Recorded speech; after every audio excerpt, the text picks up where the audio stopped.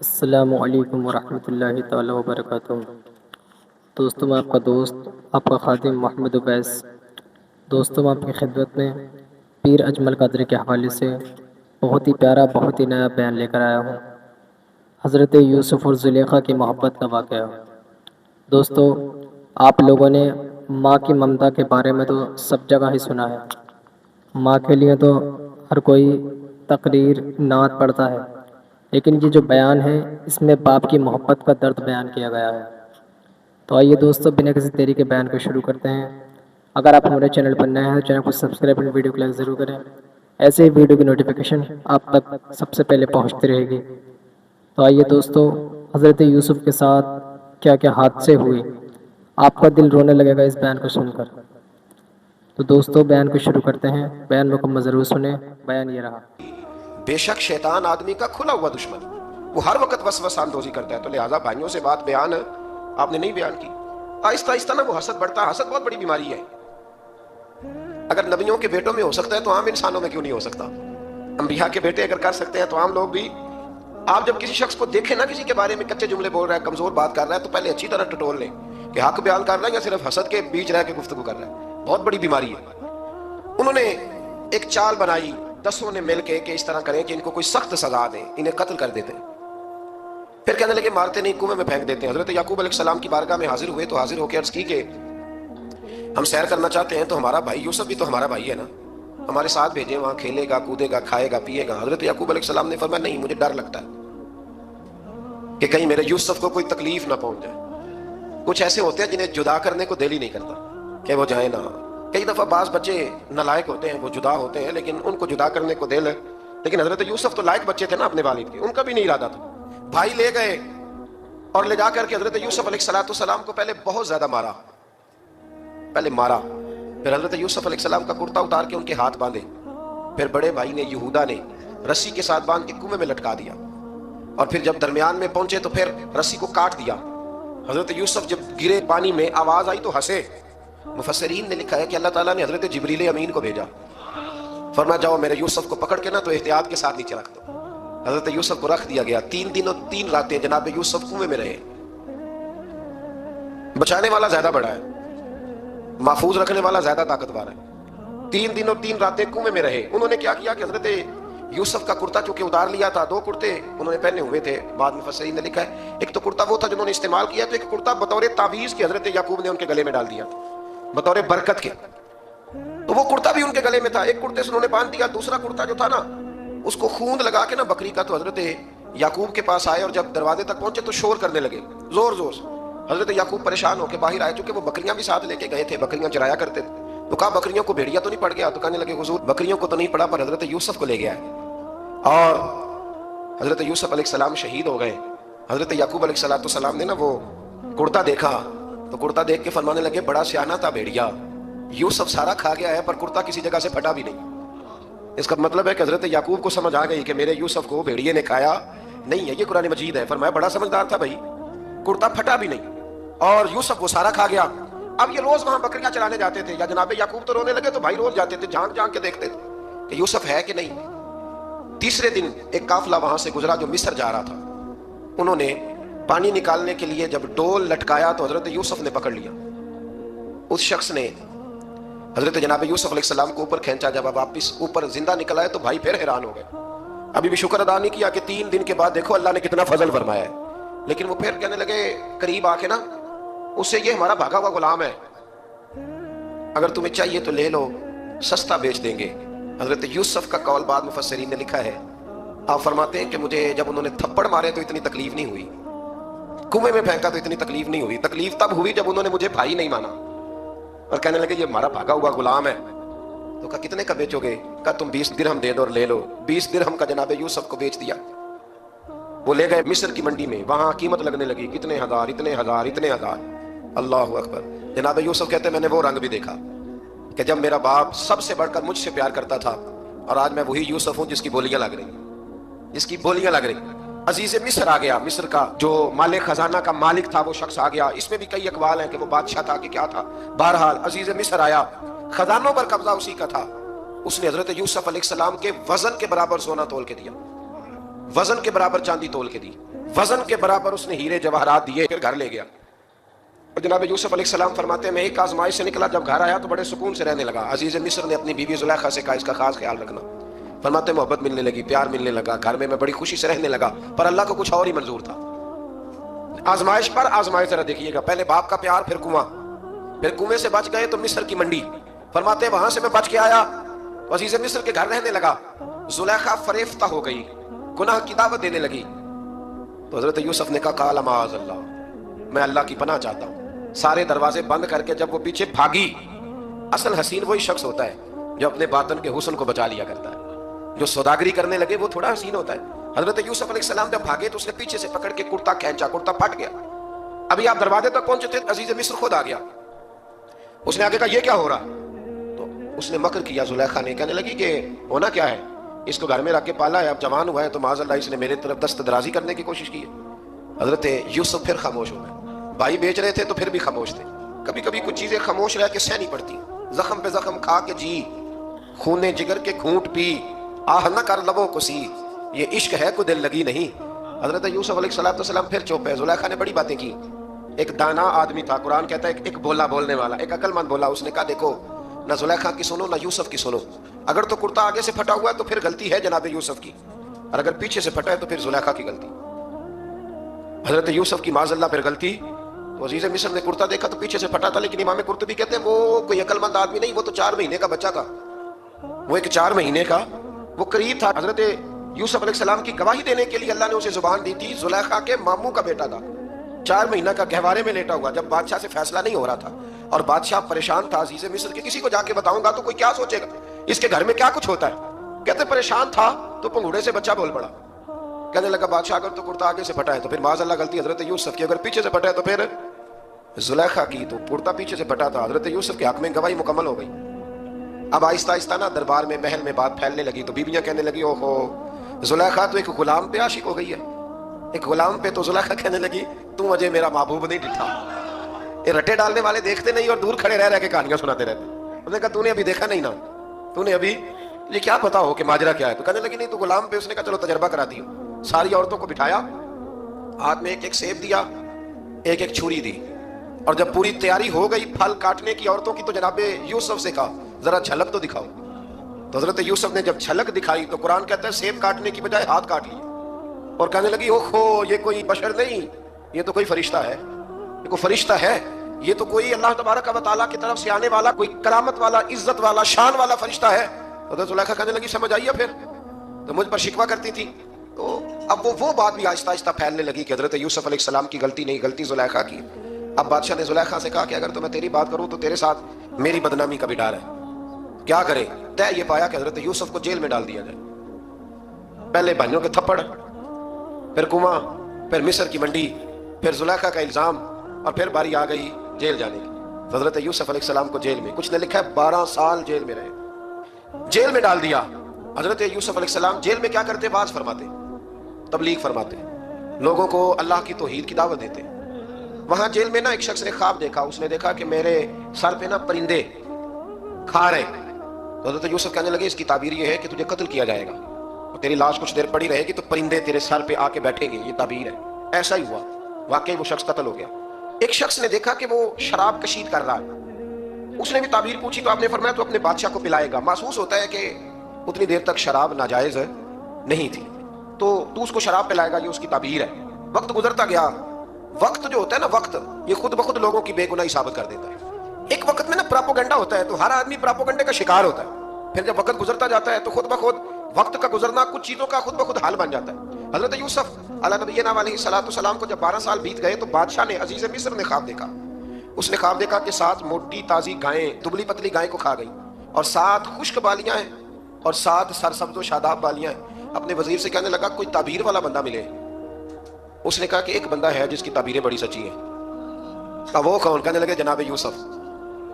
तो कैद खाने में पैगाम भेजा हजरत यूसुफ को कि ख्वाब की ताबीर बताएं। तो जनाब यूसुफ ने ये नहीं कहा पहले मुझे बाहर निकालो, ये नहीं फरमाया। फरमाया ताबीर ये है, ये जो 7 खुश्क बालियां देखी है ना, उसका मतलब है कि 7 साल तंगदस्ती रहेगी, और 7 साल सब्ज बालियां देखी हैं तो फिर 7 साल अल्लाह खुशहाली दे देगा। और फरमाया ये जो तुमने गायें देखी है मोटी ताजी वो खा गई, फरमाया इसकी ताबीर ये है कि कोशिश करना कि जो तुम्हारे पास दिन ये चल रहे हैं जिनमें सरसब्ज व शादाब है खेतियां, تو 7 سالوں کے لیے اناج جمع کر لینا، بالیوں کے اندر ہی رہنے دینا، باہر نہ نکالنا، اور پھر اگلے جو خشک سال ہوں گے نا، وہ یہ جو جمع پونجی کی ہوگی نا، اس کی برکت سے وہ 7 سال آسانی سے.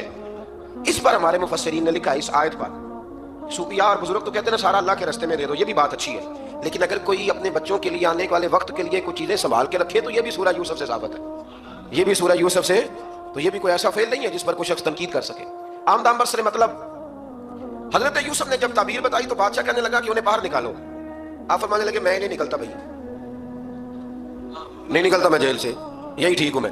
آپ کیوں نہیں نکلتے؟ کہنے لگے پہلے اعلان کر کے لوگوں کو بتا کہ میں بے قصور ہوں. وہ جو تُو نے پراپوگنڈا کیا نا اپنے منہ سے اعلان کر.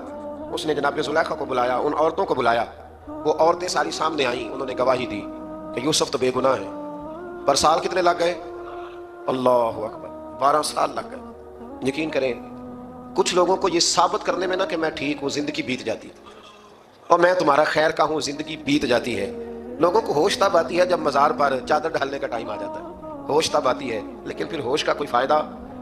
12 سال کے بعد بادشاہ نے ان کو بلایا اور کہنے لگا کہ یہ جو خواب میں نے آپ کو سنایا اب کرنا کیا ہے؟ تو حضرت یوسف کہنے لگے تم سے کچھ بھی نہیں ہوگا، اگر کچھ کرنا ہے تو پھر یہ خزانے کی ذمہ داری میری لگاؤ. اگر کوئی قابل آدمی ہو تو وہ آگے بڑھ کے بات کر سکتا ہے. یہاں ہر بندہ آگے بڑھ کے کہتا ہے مجھے دے دو ڈیوٹی، لیکن قابل ہو تو وہ آگے بڑھ کے بات کرے اور سمجھے کہ میرے علاوہ کسی کے لیے مشکل ہے تو پھر وہ آگے بڑھے. حضرت یوسف نے جب کہا تو انہوں نے آپ کو وزیر خزانہ بنا دیا. پھر ایک وقت آیا کہ وہ عزیز مصر ہی بن گئے، قحط پڑ گیا. جب مصر میں قحط پڑا تو دائیں بائیں بھی قحط پڑا. کنعان کے آپ رہنے والے تھے، وہاں بھی قحط پڑا. حضرت یعقوب بیٹے کی یاد میں رو رو کے تو آنکھوں کی بینائی چلی گئی.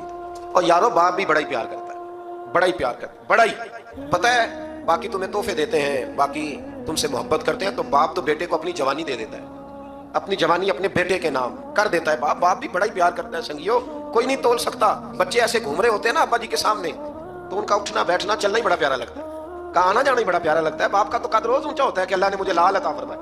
حضرت یعقوب کی آنکھوں کی بینائی چلی گئی رو رو کے. بھائی حضرت یوسف کے جب قحط پڑا تو انہیں پتا چلا کہ ایک واحد شہر مصر ہے جہاں گندم سٹاک ہے، جو کہ حضرت یوسف کو پتا تھا. خواب بادشاہ دیکھ چکا تھا تو آپ نے مال 7 سالوں کے لیے جمع کر لیا. اب بھائی آئے، اللہ اکبر، دشمن سامنے نظر آئے، مخالف حاسد، تو پھر انسان ٹھہرا رہے اور انسان کمزور نہ ہو، طاقتور ہو. اتنا طاقتور ہو کہ حکمران ہی بن گیا ہو. ذرا نبیوں کے حوصلے بھی دیکھنا، پیغمبروں کے حوصلے بھی دیکھنا. بھائی آئے، کہا گندم چاہیے، تو جناب یوسف نے اوہو پانیا جیا ساکھ نہیں کوئی جے وچ خار نہ ہوے. ہاں اور میاں صاحب فرمایا کرتے تھے پائی پائیاں دیاں باواں ہوندے تے پائی پائیاں دے ویری. بھائی جیسے ہی داخل ہوئے تو جناب یوسف کی آنکھیں باہر آئیں، رو پڑے. او میرے بھائی آ گیا، رو پڑے. وزیر مشیر دائیں بائیں دیکھتے ہیں کہ حضرت یوسف کو کیا ہوا، رو پڑے اور بھر بھر کے گندم دی. اس کو اشارے کرتے چل تھوڑی اور ڈال دے، چل تھوڑی اور ڈال دے. جب بھائیوں کو دے چکے تو پھر فرمانے لگے کہ شاید اس سے گزارا نہ ہو، ضرورت پڑی تو دوبارہ بھی آ جانا. اپنی قوم کو طرز دے رہے تھوڑا تھوڑا کھاؤ. بھائیوں کو کہتے ہیں ضرورت پڑی نا آ جانا دوبارہ. اور کہنے لگے تمہارا ایک اور بھائی بھی ہے. کہاں ہے؟ بنیامین نام ہے. فرمایا ہو سکے تو اسے بھی لے آنا. بھائی پیسے لے کے آئے تھے گندم لینے کے لیے، اور جب واپس جانے لگے تو حضرت یوسف نے ان کی رقم دوبارہ رکھ دی، وہ دوبارہ ان کی بوریوں میں رکھ دی. گھر جا کے انہوں نے کھولی تو گندم بھی تھی اور پیسے بھی تھے. بھائیوں سے پیسے تھوڑی وصول کرنے. جا کے اپنے والد سے کہنے لگے ابا بادشاہ بڑے دیکھے ہیں پر اس میں کوئی خوشبو دیکھی. تو اس نے کہا ہے کہ اپنے دوسرے بھائی کو بھی لے کے آنا، تو بنیامین کو لے جائیں. حضرت یعقوب فرمانے لگے پہلے بھی تم پہ بھروسہ کر چکا ہوں، بار بار نہیں کروں گا. یوسف گوا چکا ہوں. پوتے بول پڑے، کہنے لگے دادا جی آپ تو ہر وقت یوسف یوسف ہی کرتے رہتے. انہوں نے ضد کی، اصرار کیا، تو جناب بنیامین کو ساتھ وعدہ لے کے، عہد لے کے، قسم لے کے بھیج دیا حضرت یعقوب نے. جناب بنیامین بھی پہنچے مصر میں. یہ دونوں ایک ماں سے تھے، سگے دونوں تھے. حضرت یوسف نے جناب بنیامین کو دیکھا تو اپنے ساتھ بٹھا لیا اور ذرا باتیں کر کے نا ادھر بیٹھ جاؤ، ادھر بیٹھ جاؤ. اچھا نہیں ہے جگہ، آپ ادھر آ جاؤ میرے ساتھ بیٹھ جاؤ. بھائی تھا نا سگا، اچھا چلو ٹھیک ہے آپ ادھر آ جاؤ. بھائی کو ساتھ بٹھا لیا. ابھی جب چیزیں دینے لگے تو کان میں کہنے لگے، وہ پریشان تھے نا حضرت بنیامین کی، یہ بندہ کیا کر رہا ہے. تو کان میں کہنے لگے میں بھائی ہوں تیرا، میں یوسف ہوں. اس طرح کہا یار تھوڑے دن میرے پاس رہ نہیں جاتا. حضرت بنیامین کہنے لگے رہ جاتا ہوں. رہ گئے جناب بنیامین.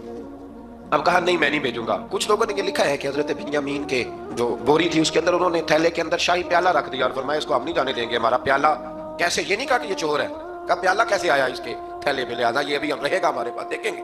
وہ باقی چلے گئے تو یہودا کہنے لگا کہ میں نہیں جاتا، میں یہی ٹھہروں گا، اس لیے کہ میں باپ کو کیا بتاؤں گا کہ پہلے بھی میں کرتا میں ہی لے کے گیا تھا یوسف کا، اب میں کیا بتاؤں گا.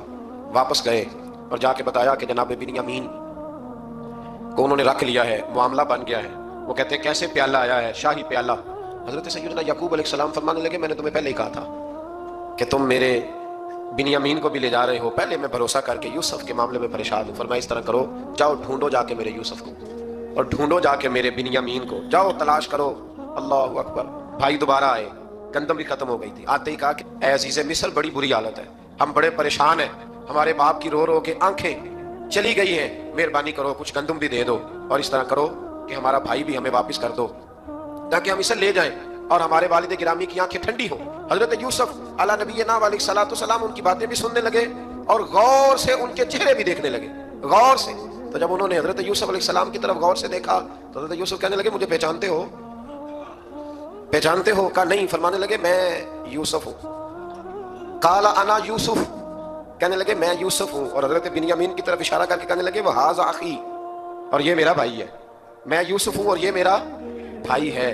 اور فرمانے لگے اللہ نے ہم پر احسان کیا ہے، اور جو تقوی اختیار کرتا ہے اور صبر کرتا ہے اللہ تعالیٰ اس نیک کے اجر کو کبھی ضائع، یہ نہیں فرمایا میں نے بڑے تقوی کیے پرہیزگاری کی تو بچ گیا، فرمایا جو بھی تقوی اختیار کرے گا، جو بھی صبر کرے گا، اللہ اس نیک کے اجر کو کبھی ضائع نہیں کرے گا۔ پھر فرمانے لگے جاؤ آج تم پر کوئی گناہ نہیں، جاؤ ایک دم ہی اسی وقت ہی فرمایا جاؤ میں نے تمہیں معاف کیا، جاؤ میں نے تمہیں معاف کیا۔ اور فرمانے لگے میری دعا ہے کہ میرا رب بھی تمہیں معاف کر دے۔ پھر فرمایا یہ میری قمیض لے جاؤ، میرا کرتا، اور میرے باپ کی آنکھوں پہ ڈال دینا، امید ہے ان کی آنکھوں کی روشنی واپس آ جائے گی، جاؤ لے جاؤ۔ تو وہ کرتا لے کے گئے، اذهبوا بقمیصی ھذا، یہ میرا کرتا لے جاؤ۔ دیکھو اللہ والوں کے وجود سے جو چیز لگ جائے تبرک بن جاتی۔ تو وہ کرتا لے کے گئے، بھائی ابھی دور ہی تھے، تو قرآن مجید کہتا ہے ابھی وہ دور تھے تو سیدنا یعقوب علیہ السلام فرمانے لگے بھائی مجھے یوسف کی خوشبو آ رہی ہے، مجھے نا یوسف کی، اللہ اکبر، کون اندازہ کرے باپ اور بیٹے کی محبت کا، مجھے نا خوشبو آ رہی ہے، یوسف کی خوشبو، مجھے خوشبو آ رہی ہے۔ تو حضرت سیدنا یعقوب علیہ السلام کی آنکھوں پہ ڈالا تو روشنی واپس آ گئی۔ کہا ابا جی ذرا چل کے دیکھو تو صحیح رب نے آپ کے بیٹے کو کتنی شانیں عطا فرمائی، چلو نا۔ یہ 72 لوگ تھے جو یہاں سے چلے کنان سے، اور ہزاروں کا لشکر لے کر حضرت یوسف آئے، ہزاروں کا لشکر لے کے والد کے استقبال کے لیے۔ اور جب باپ بیٹے کی ملاقات ہوئی تو امام غزالی فرماتے ہیں 4 لوگ دنیا میں بڑا ہی روئے ہیں، ایک حضور بڑا روئے ہیں امت کے غم میں، اور ایک سیدہ فاطمہ بڑا ہی روئی ہیں حضور کے وصال کے بعد، اور تیسرا فرماتے ہیں یعقوب بڑا ہی روئے ہیں حضرت یوسف کے لیے، بڑا ہی، اور چوتھے امام زین العابدین بڑا ہی روئے ہیں واقعہ کربلا کے بعد۔ یہ 4 لوگ بڑا ہی روئے۔ پھر جب ملاقات ہوئی دونوں کی تو اس درد سے ملاقات ہوئی کہ ہر آنکھ اشک بار ہو گئی، باپ بیٹا اتنی وارفتگی سے مل رہے تھے، اتنی وارفتگی سے کہ دائیں بائیں انہیں خبر ہی نہ رہی کہ باقی لوگ بھی ہیں۔ حضرت علامہ اسماعیل حقی نے لکھا ہے کہ جناب جبریل امین حضرت یعقوب کے کان میں کہنے لگے بس کریں، اوپر تو ذرا نظر اٹھائیں، فرشتے بھی دیدار کے لیے آئے ہوئے ہیں، دیکھیں اللہ کے فرشتے بھی آئے ہیں اس منظر محبت کو دیکھنے کے لیے۔ حضرت سیدنا یعقوب علیہ السلام، حضرت یوسف کی والدہ، اور پھر آپ کے 11 بھائی سارے آپ کے لیے سجدے میں گر گئے۔ تو حضرت یوسف کہنے لگے ابا جی یہ وہ میرا خواب ہے جو میں نے بچپن میں دیکھا تھا، یہ وہ میرا خواب ہے۔ حضرت سیدنا یعقوب علیہ السلام پھر کم و بیش لگ بھگ 23 سال، کچھ نے لکھا ہے 40 سال مصر میں رہے، اور جب وصال ہونے لگا تو حضرت یوسف سے فرمانے لگے بیٹا مجھے یہاں دفن نہ کرنا، مجھے وہیں لے جانا جہاں میرے والد دفن ہے، وہاں جا کے وہ دفن ہوئی۔ حضرت یوسف علیہ السلام نے سالوں حکومت کی مصر پر، پھر وہیں ان کی تدفین ہوئی، اور جب تدفین ہوئی تو اختلاف ہو گیا، ہر قبیلہ کہتا تھا ہم نے اپنی طرف یوسف کو دفن کرنا ہے، اس لیے کہ جس طرف ان کو دفن کریں گے خوشحالیاں ہوں گی۔ پھر فیصلہ ہوا کہ سنگ مرمر کی تابوت میں رکھ کے حضرت یوسف کو دفن کیا جائے، اور دفن کرنے کے بعد ایسی جگہ پہ دفن کیا جائے جہاں سے پانی چھو کے گزرتا ہے، تو ان کو وہاں دفن کیا گیا، پانی چھو کے گزرتا تھا، لوگ کھیتیوں کو لگاتے تھے، اور مصر سرسبز و شاداب رہتا تھا۔ اور پھر حدیث پاک میں موجود ہے، مولا علی شیر خدا رضی اللہ تعالی عنہ فرماتے ہیں کہ نبی کریم علیہ الصلوۃ والسلام کی بارگاہ میں ایک اعرابی آیا، حضور نے فرمایا کچھ مانگ لو، اس دیہاتی سے حضور نے فرمایا ہے آج وہ مائل بات آ اور بھی کچھ مانگ لے۔ تو وہ کہنے لگا حضور آپ مجھے سواری کے لیے اونٹ دے دیں۔ حضرت علی کہتے ہیں میں نے کہا ہے افسوس، مانگا بھی تو کیا مانگا۔ حضور نے فرمایا چل کچھ اور مانگ لے، کہنے لگا چلے آنے جانے کے لیے کرایہ بھی دے دے، زادرہ بھی دے دے، کھانے کیا مانگا؟ تو حضور علیہ السلام نے اسے دے دیا۔ تو محبوب فرمانے لگے تجھ سے تو موسیٰ علیہ السلام کے دور کی وہ بوڑھی اچھی تھی۔ کہا وہ بوڑھی کون سی بوڑھی؟ تو حضور علیہ السلام فرمانے لگے رب کریم نے حضرت موسیٰ کو حکم دیا کہ جب آپ مصر سے نکلیں تو حضرت یوسف کی قبر کو کھود کر ان کا تابوت بھی ساتھ لے لیں۔ تو حضرت سیدنا موسیٰ علیہ السلام نے عرض کی مالک وہ کیسے پتہ چلے گا؟ فرمایا وہ تو آپ نے خود ہی پتہ کرنا ہے کہ وہ تابوت کہاں ہے، وہ دریا کے اندر تھا، کیسے پتہ کرنا ہے؟ پتہ کرتے کرتے پتہ چلا کہ ایک بوڑھی اماں ہے، اسے پتہ ہے تابوت کہاں ہے، وہ کدھر ہے تابوت، تو بوڑھی اماں کو پتہ ہے۔ حضرت موسیٰ بوڑھی کے پاس گئے، کہنے لگے اماں وہ تجھے پتہ ہے یوسف کی قبر کہاں؟ کہنے لگی پتہ ہے۔ تو کہا اماں پھر بتا دو، کہنے لگے مفت میں بتا دوں، نبی کے مزار کا ایڈریس اور فری میں بتا دوں، یہ کیسے ہو سکتا ہے؟ حضرت سیدنا موسیٰ فرمانے لگے چل قیمت لے، طبرانی کی حدیث ہے، حضور بیان فرماتے حضرت موسیٰ کہنے لگے بتا کیا لے گی؟ کہنے لگی مجھے نہ جنت میں وہ والا مکان دلائیں جس کے پڑوسی موسیٰ علیہ السلام ہو، میری اور آپ کی دیوار کٹھی ہو، یہ عقیدہ کند۔ اللہ اکبر۔ تو حضرت موسیٰ کہنے لگے چل اماں مہربانی کر جنت مانگ لے، اب تو پڑوسی مانگنے لگ گئی ہے، تو اب نبیوں کا درجہ تو بڑا ہوگا، تو دینے والا اللہ ہے، میں دعا کرتا ہوں۔ تو کہنے لگی جی ٹھیک ہے، اگر آپ نہیں دیتے تو میں ایڈریس نہیں بتاتی۔ تو حضور فرمانے لگے اس سے تو وہ اچھی تھی۔ حضرت موسیٰ نے عرض کی کہ یا اللہ یہ نہیں بتا رہی تو اب کیا کروں؟ فرمایا موسیٰ وعدہ تو کر لے، مکان میں دے دوں گا، وعدہ کر لے۔ تو حضرت سیدنا یوسف کا مرتبہ دیکھیے کہ ان کے مزار کا پتہ بتانے کے لیے، مزار کا پتہ بتانے کے لیے اس خاتون نے حضرت موسیٰ سے جو قیمت لی وہ یہ تھی کہ میں جنت میں آپ کی پڑوسی بنوں گی، پھر ایڈریس بتاؤں گی۔ تو حضرت موسیٰ نے وعدہ کیا، تو پھر اس نے پتہ بتایا کہ فلاں جگہ مزار ہے۔ یہ تقریباً سینکڑوں سال بعد حضرت موسیٰ وہ وہاں سے نکال کے تابوت کو اپنے ساتھ لے کر کے گئے۔ یہ وہ واقعہ جسے قرآن نے احسن القصص قرار دیا۔ اللہ کریم نے ہمیں اس واقعے میں یہ بتایا ہے کہ معاملات زندگی سے گھبرایا نہ کرو، جب بھی کوئی آزمائش آتی ہے نا تو پھر اللہ دو آسانیاں عطا کرتا ہے۔ اور یہ بھی یاد رکھیں جو آسانیوں والے ہوتے ہیں نا آزمائشیں بھی انہیں آتی ہیں، جو لاڈلے زیادہ ہوتے ہیں کئی دفعہ تکلیفیں بھی زیادہ، اللہ تعالیٰ لاڈلوں کو تکلیفوں سے محفوظ رکھے، لیکن تکلیفیں بھی زیادہ انہیں آتی ہیں۔ حضرت یوسف لاڈلے تھے تو سیدھے کنویں میں گئے تھے، لیکن اللہ بڑا کریم ہے، بھائیوں نے 20 درہم قیمت لگائی تو رب کریم نے فرمایا دیکھنا پھر میں اپنے یوسف کی کیا قیمت بیان کرتا، پھر کروڑوں اور اربوں قیمت لگی، پھر کہاں کی آزمائش تھی، کہاں کی بات تھی، وہ ہر جگہ صابر رہے، کسی جگہ ان کا کوئی شکوہ نظر، ایک تقویٰ، دوسرا صبر، خاموشی۔ ہم لوگ نہ بول کے لڑ کے فتح حاصل کرنا چاہتے ہیں، یاد رکھنا۔ آخری بات عرض کرنے لگا ہوں، صبر کرنا اور کام کرنا، صبر کرنا اور اپنے حصے کا رزلٹ اپنی مرضی کا نہ مانگنا۔ حالانکہ اگر آپ کو مخالف صف میں بندہ کام کا نظر آئے تو آپ غور فرمائیں کہ یہ ہمارے قافلہ محبت میں کیسے شامل ہو سکتا ہے، اس کے لیے جد و جہد کریں تاکہ اس سے کام لیا جا سکے۔ اس نے کہا روم کے بادشاہ نے بندہ ضائع کرنے والا نہیں، وزیر نے کہا بادشاہ سے، اس نے کہا کیا کریں؟ کچھ ایسا کریں کہ یہ معاذ اللہ ہمارے دین میں آ جائے۔ قرآن مجید نے واضح کہہ دیا ہے کہ یہودی اور عیسائی تم سے راضی نہیں ہو سکتے حتی تتبع ملتہم، جب تک کہ تم ان کے دین کی پیروی نہ کرو، ان کو کسی طریقے سے معاذ اللہ عیسائی بنایا جائے۔ تو بادشاہ کہنے لگا دو تین چیزیں ہیں جس سے کوئی بندہ بھی خریدا جا سکتا ہے، کر لیتے ہیں بات۔ اس نے سب سے پہلے حضرت عبداللہ ابن حذافہ سے کہا کہ جتنے پیسے آپ کہیں گے آپ کو ملیں گے، آپ اس دین میں آ جائیں معاذ اللہ۔ تو حضرت عبداللہ ابن حذافہ نا، کچھ لوگ بڑے سیانے ہوتے ہیں، بردبار ہوتے ہیں، بعض باتوں پر غصہ نہیں کرتے، ہنستے ہیں۔ حضرت عبداللہ ابن حذافہ ہنس پڑے، فرمانے لگے تجھے کس نے بادشاہ بنایا؟ تو بڑا بیوقوف آدمی ہے۔ اس نے کہا کیا مطلب؟ فرمانے لگے نادان، میں تو تلوار لے کے میدان میں آیا ہوں، مجھے دولت کمانی ہوتی میں تجارت کرتا، میں تجارت نہیں کر رہا، میں تو شہادت کے لیے نکلا ہوا ہوں، اور تو مجھے کہہ رہا ہے پیسے لے لے، کو عقل کی بات کر۔ اس نے دوسری بات کی، اس نے کہا کہ میں بادشاہ ہوں، میرے نیچے جتنے بھی عہدے ہیں، وزیر، مشیر، وزیر خزانہ، جو آپ عہدہ کہیں گے آپ کو دے دیا جائے گا، آپ اس طرف آ جائیں۔ تو حضرت عبداللہ ابن حذافہ کہنے لگے پھر کہتا ہوں تو بڑا نادان ہے۔ فرمانے لگے میں حضور کا صحابی ہوں، اور صحابی ہونے سے بڑا عہدہ دنیا میں ہے ہی کوئی نہیں۔ صحابہ وہ صحابہ جن کی ہر صبح عید ہوتی تھی، خدا کا قرب حاصل تھا، نبی کی دید ہوتی تھی۔ کہا تو مجھے لالچ دے رہا ہے؟ اب انہوں نے ایک نئی چال چلی۔ وزیر کہنے لگا کہ میں ایک اور طرح سے معاذ اللہ کوشش کرتا ہوں پگھلا دینے کی، آپ اندر کمرے میں قید تھے تو وہاں ایک خاتون کو بنا سنوار کر بھیج دیا گیا۔ دوستو یاد رکھنا، تگڑا اور مضبوط جوان پتہ کون ہوتا ہے؟ جس کی نظریں پوری طرح اس کے کنٹرول میں ہوں، یہ علامت جوانی ہے۔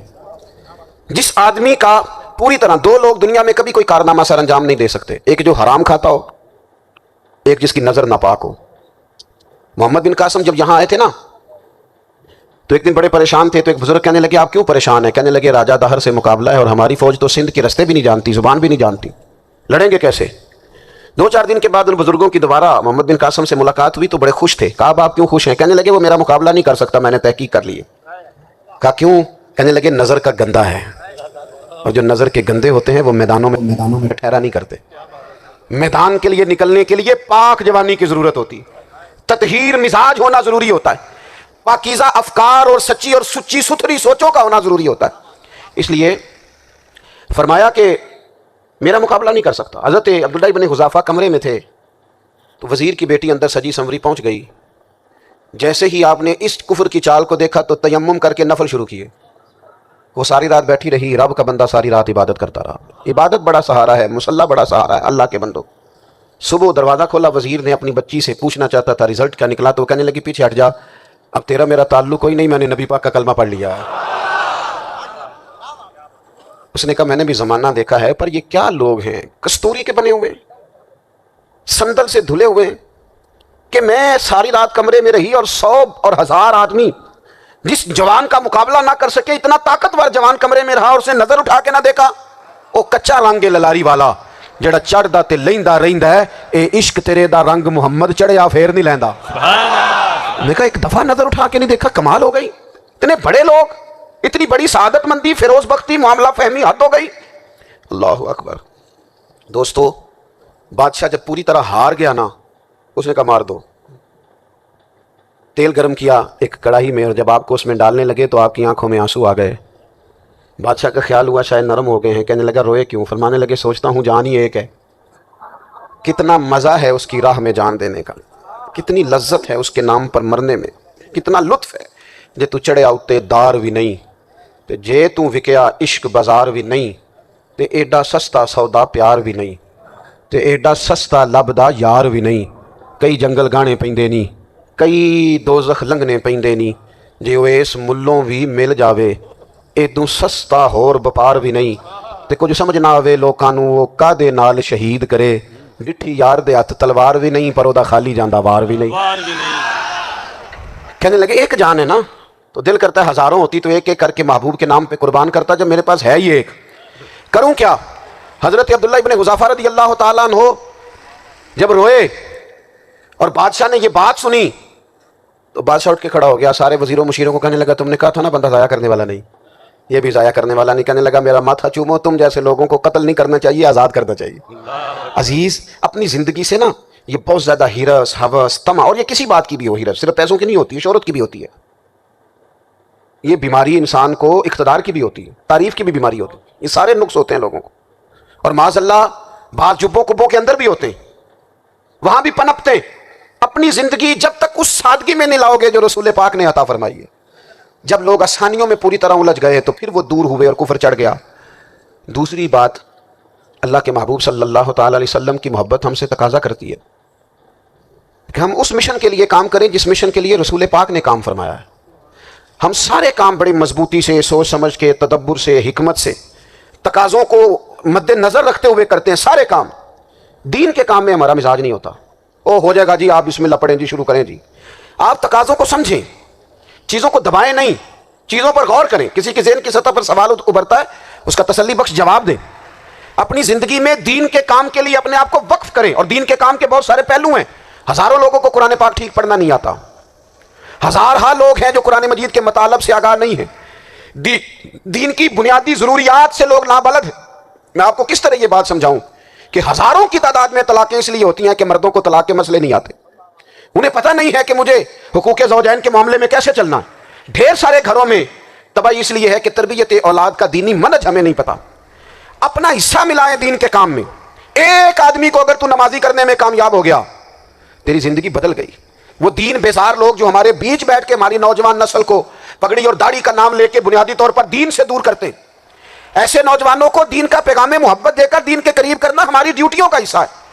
ہمیں ذمہ داری کا احساس کرنا پڑے گا، ہمیں یہ خاص قدم اٹھانا پڑے گا، توجہ دینی پڑے گی۔ مساجد، مدارس، میں آپ سے عرض کروں، اتنی ڈٹ کے مخالفت ہوتی ہے نا مدرسوں کی، اتنی ڈٹ کے۔ میں ادارہ چلاتا ہوں، اس کے چلانے میں جو مشکلات ہیں وہ تو ہم بتا نہیں سکتے آپ کو، اس لیے کہ میری قوم، میرا اس قوم سے تعلق ہے جو نعت خواں امیر کرنا چاہتی ہے، مدرسے نہیں۔ ہاں، نقیب خطیب پیدا کرنا چاہتی ہے، شعر و شاعری کی زندگی کو پروان چڑھانا چاہتی ہے۔ فقط ہمارا ان لوگوں سے تعلق ہے جو لاکھوں کروڑوں روپیہ محافل پہ لگائیں گے، اور قاری صاحب بیچارے اگر مسجد کا کوئی ہونے والا کام کسی وقت بتا دیں گے تو وہ بڑی مشکل آ جائے گی ان کے لیے۔ یہ کیسے ہو سکتا ہے، آپ نے یہ ڈیوٹی بتا دی؟ مدارس، اور جتنا اہم رول دین کو پھیلانے میں مدارس اسلامیہ کا ہے، اتنی زبردست، لوگوں کا خیال ہوتا ہے میری طرح کے لوگ شاید کام کرتے ہیں، ڈیوٹی کرتے ہیں۔ یہ 10-15 لوگ آپ کو نظر آتے ہیں جو آپ کو کہیں میڈیا پر یا ادھر ادھر ڈیوٹی کرتے، مخلص لوگ اپنی جگہ پہ، وہ بھی بڑا ہی کام کر رہے ہیں، جو میڈیا پہ آ کے بھی اخلاص سے اور درد دل سے کو دین کی، ان کی بھی کسی بات کی حوصلہ شکنی نہیں۔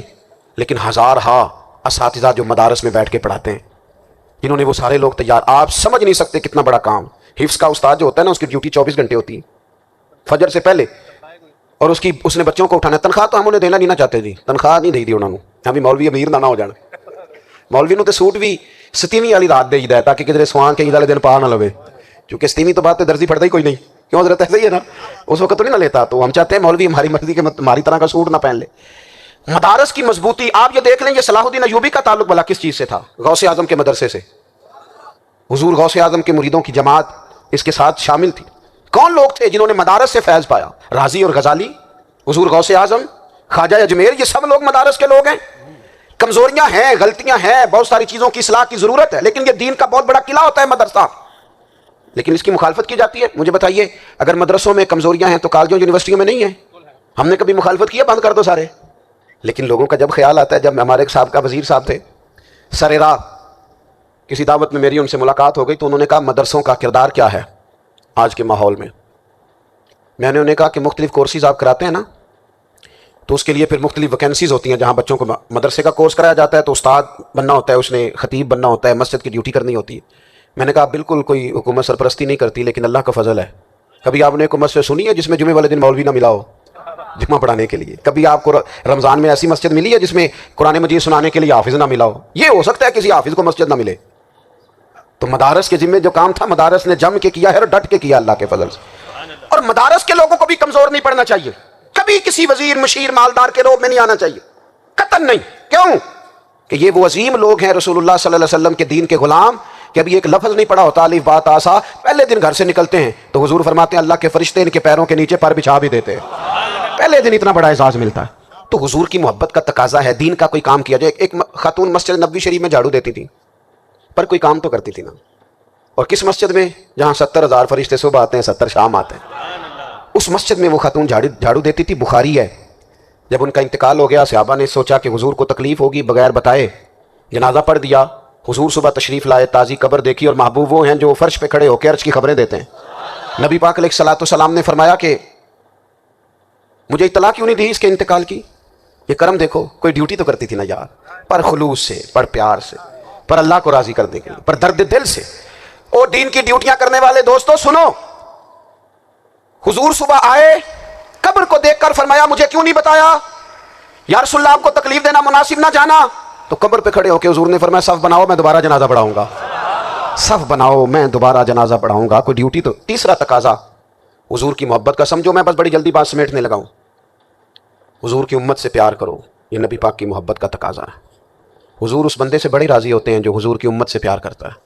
आपको पता है हज़रत जिब्रील अमीन अलैहिस्सलाम ने मेराज की रात हुजूर अलैहिस्सलाम से अर्ज़ की थी कि अल्लाह की बारगाह में अर्ज़ कीजिएगा मेरी भी ड्यूटी लग जाए आपकी उम्मत के साथ मोहब्बत करने पर। तो ये क्यों कहा था उन्होंने? उलमा ने लिखा इसलिए कहा था कि हज़रत जिब्रील भी जानते हैं कि हुजूर की उम्मत से मोहब्बत की बात की जाए ना तो नबी पाक राजी होते हैं। उम्मत से प्यार करोगे ना, उम्मत से। एक सिर्फ बात का ख्याल रखना, अकीदा बुरा हो तो बात दूसरी है, वरना मेरे महबूब की उम्मत का एक एक शख्स जो मदीने वाले का कलमा पढ़ता है, जो हुजूर का गुलाम है, उसके बारे में अपने दिल में गुंजाइश रखना, प्यार रखना, वारफ्तगी रखना। और दोस्तों यहाँ लोग किस किस तरह ग्रोहों को, जमातों को सपोर्ट करते हैं। नबी पाक ने इस उम्मत की कसरत पर फख्र बयान किया और हुजूर फरमाने लगे 120 सफ़े जन्नतियों की होंगी, क़यामत में 80 सफ़े। नबी पाक अलैहिस्सलाम ने फरमाया मुसलमान की मिसाल एक जिस्म की तरह है। जिस्म के एक हिस्से को तकलीफ हो तो सारा आजमाइश में आ जाता है। मुझे बताओ ये उंगली दर्द करती हो, ये उंगली जिस्म का हिस्सा है ना, तो मेरा ख्याल है दिमाग ये कह देगा कि उंगली की दर्द है ना, मैनू की लगे। दिल कह देगा कोई नहीं टेंशन लेने, उंगली का मसला है ना। ऐसा नहीं होता, बल्कि जब उंगली में दर्द होती है तो दिमाग मनसूबाबंदी करता है कि इसका इलाज कैसे हो सकता है। दिल परेशान होता है, पैर चल के जाते हैं, हाथ वो दवाई वसूल करते हैं, दांत उसे चबाकर, हलक उसे निगल कर, मैदा उसे जखीरा करके जिस्म में फैलाता है, फिर जाके उंगली शिफा पजीर होती है। एक हिस्से को दर्द हो तो सारा हिस्सा काम पे लग जाता है। इसराइल अगर तकलीफ दे रहा है फ़लस्तीनियों को, तो होना चाहिए था ना बाद मुसलमान हुक्मरानों को नींद ना आती, वो दर्द दिल महसूस करते। होना चाहिए था ना कि बाज़ लोग यहाँ हम क्या करते हैं भला बैठ के, अब तो मुझे बाज़ चीज़ों से कोफ्त भी होने, हम देते हैं बयान, मुजम्मत। आपके बयान देने से क्या होगा? फलाने ने भी बयान दे दिया, फलाने ने भी क्लिप दे दिया, ये क्या कर रहे हैं? ये तो आप जिंदा रहना चाहते हैं। वो जिस तरह आजकल हमारे यहाँ बहुत सारी चूँकि जमातें हैं, तो कश्मीर डे आता है ना, तो मिल के रैली नहीं निकाली जा सकती, सवाल नहीं पैदा होता, क्योंकि हमें जमातों को जिंदा रखना है। इस जमात की खबर अलग लगनी चाहिए, इस जमात की खबर अलग, तो ऐसे कोई इनकलाब आएगा। याद रखना, उम्मत को पूरी को एक ताकतवर आवाज बनना पड़ेगा। हमें थोड़ा थोड़ा ऊपर उठ के सोचना पड़ेगा।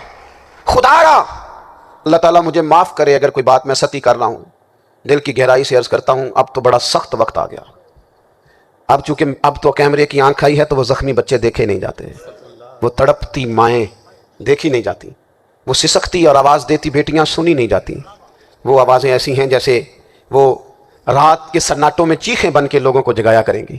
خدا را کچھ جرم ایسے ہوتے ہیں جن کی سزائیں بڑی سخت ہوتی ہیں، جن کی معافی بڑی مشکل سے ہوتی ہے۔ اپنے اندر جذبہ ایمانی پیدا کریں۔ اور میرے دوستو، بستر پر بھی تو لوگ ماری جایا کرتے ہیں نا، اپنی زندگی رسول اللہ صلی اللہ علیہ وسلم کے دین کے نام کرو۔ جذبہ جہاد، شوق شہادت اور عشق رسول، یہ عناصر ہیں جو امت مسلمہ کو پیروں پر کھڑا کریں گے۔ 2 منٹ کے لیے سوچو، امت اگر اسی طرح کٹتی رہی، پریشان رہی، دکھتی رہی اور باری باری کر کے، اقبال نے کیا کہا تھا؟ اس نے کہا تھا وطنوں میں، انہوں نے کہا تھا کہ ان تازہ خداؤں میں بڑا سب سے وطن ہے، جو پیرہن اس کا ہے وہ مذہب کا کفن ہے۔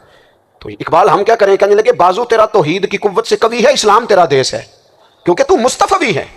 تو بحیثیت مسلمان سوچنا شروع کر، بحیثیت مسلمان، اور یوں تو سید بھی ہو، مرزا بھی ہو، افغان بھی ہو، تم سبھی کچھ ہو، بتاؤ کہ مسلمان بھی ہو۔